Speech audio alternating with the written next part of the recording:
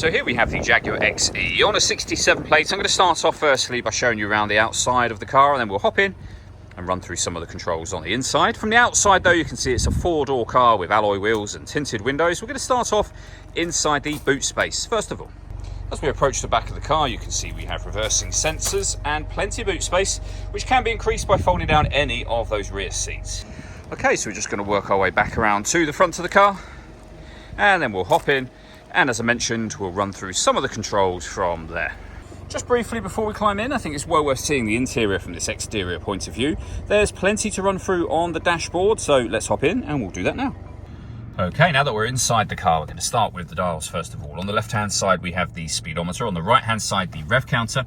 And then in the center, the coolant temperature gauge, the fuel gauge. At the very top in the center, a digital readout for the speedometer. At the very bottom in the center, it will show you what gear this car is in. It's an automatic. We, of course, are in park currently. And to the left-hand side of that, it will tell you the total miles of the car. They are 56,476.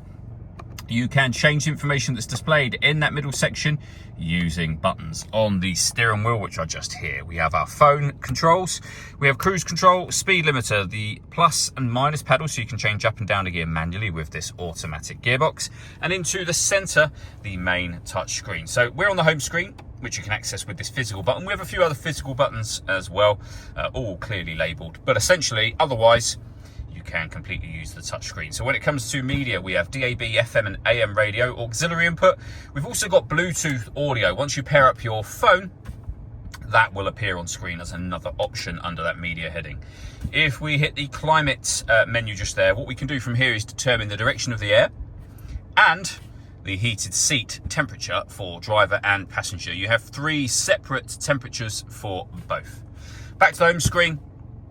We have our satellite navigation in that bottom right-hand corner. Working our way down, we have the dual zone climate control. So you can adjust the passenger temperature, the driver temperature. You can increase and decrease the fan speed from here. Air conditioning is on at the minute, so that's off, back on again. If we were to press the direction of the air button, what will happen is it will open that menu up on the screen I showed you a moment ago, and the same with the seat button. Main volume for your stereo is here. The start and stop for the engine itself is there, with a bit of storage underneath here. This dial is your gear selector for the car, so you can see sport, drive, neutral, reverse and park. We can turn off the stop and start and the traction control, and then change the driving setup of the car. So that's your normal everyday driving. We have a track mode, eco, and then an all-weather, so ice, rain, snow, etc. just here. Two cup holders with an electronic handbrake.